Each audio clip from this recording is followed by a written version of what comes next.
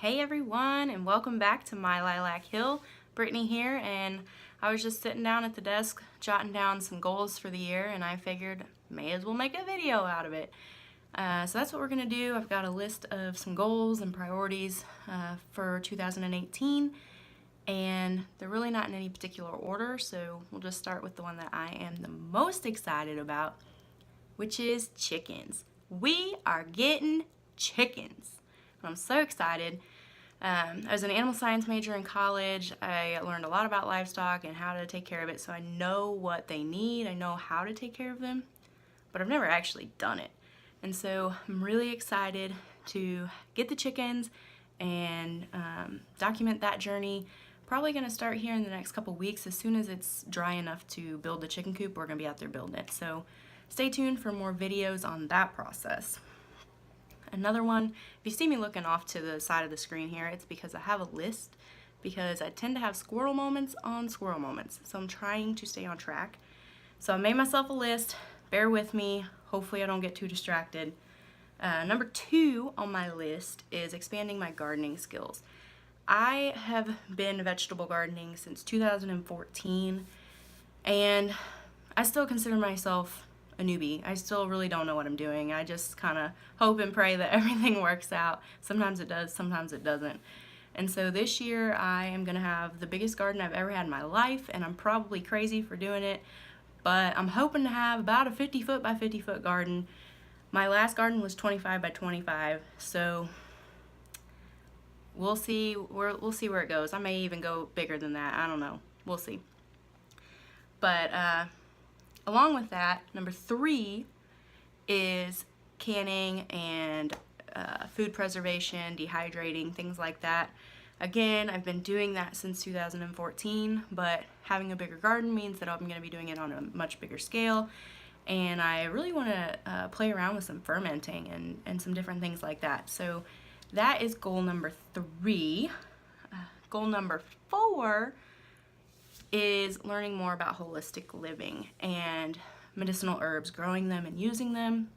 I just ordered Amy Fuel's book, pre-ordered I guess I should say. It's not available yet, but I'm super excited to get that in and to learn a lot more about medicinal herbs and their uses and kind of how to grow them in my region. So I'm really excited about that.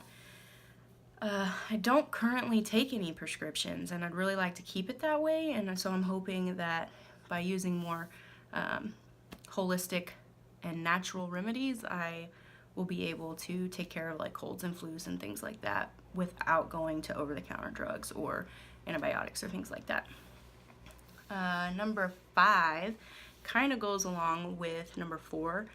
I told you in my last video that fitness is a big goal of mine for this year, and any of you that followed me about a year ago know that I was really good about working out every day, eating really healthy, and ever since I moved back to Kansas City area, I have not done that.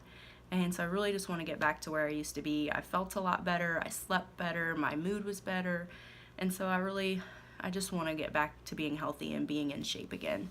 So that's a huge goal of mine, and actually my boyfriend and I have this little bet going on who can get a 6-pack first. We'll see if we ever get there, but if we do, you'll see it. Number 6 is bread making. We ain't ever gonna get that 6-pack. It's gone.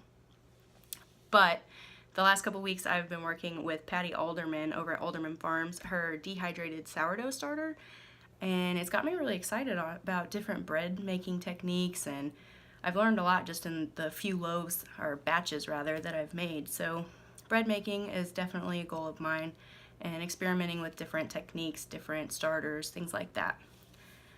Number 7 is soap making. I've never made my own soap, but I would like to. I think that it's part of being more frugal, which I told you was one of my goals, and so we'll see if we've got time for that, but that's one of my goals this year. Number 8 is kind of a combination of things: knitting, crocheting, and sewing. I already know how to knit and crochet very basic, very square items, but I would really like to learn how to make something that's not a pot holder. So I'm going to work on developing those skills a little bit more. And then along with that, last year for my birthday, my aunts bought me a sewing machine.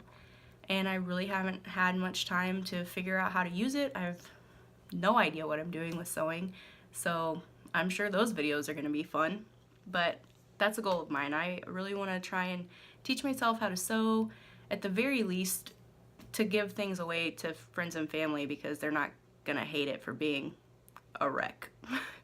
But we'll see. I may not be meant to sew, but we're going to try it out and see how it goes. Number 9, I want to read more.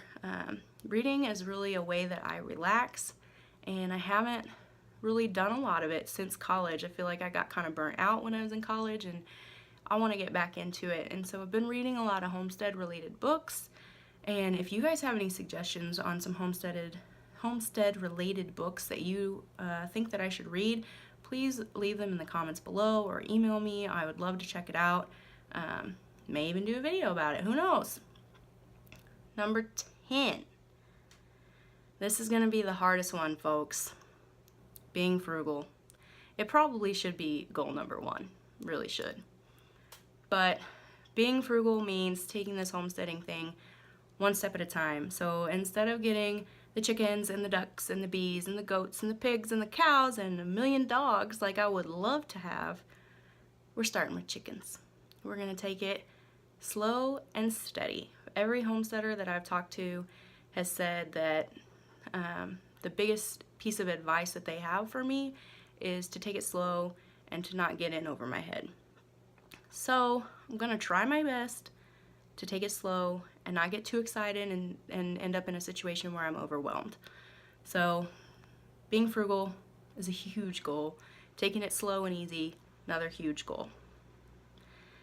All right, well, that pretty much sums it up. I don't really have much else to say other than I want to give a quick shout out to Pratt Family Homestead for allowing me to share my links on their Facebook page this week, which I'll leave links to that in the description box below. Since they let me share, my subscribers has gone through the roof, and I couldn't be more grateful for that. Another channel that I really wanted to shout out, That 1870s Homestead.